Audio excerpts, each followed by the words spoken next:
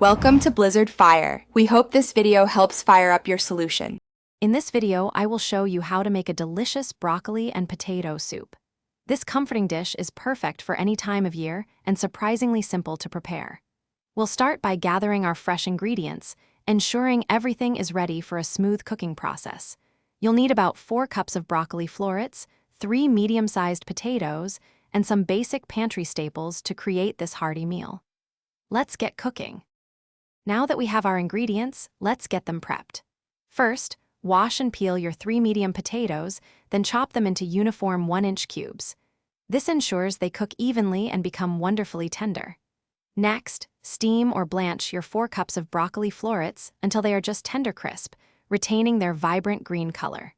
Finally, mince 1 small onion and 2 cloves of garlic to build a flavorful foundation for our soup. With our ingredients prepped, it's time to cook. In a large pot, heat 2 tablespoons of olive oil over medium heat.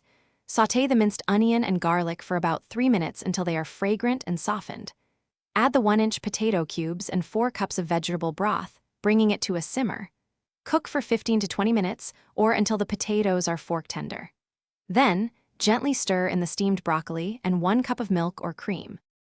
Almost there. Once all ingredients are combined, use an immersion blender to blend the soup to your preferred consistency. You can make it completely smooth or leave some small chunks for texture. Now, it's time to season. Add about 1 teaspoon of salt, 1/2 teaspoon of black pepper, and a pinch of nutmeg to enhance the flavors. Serve your delicious broccoli and potato soup hot, perhaps with a sprinkle of fresh parsley or a swirl of cream. Enjoy! Thanks for watching. If you found this helpful, don't forget to like and subscribe.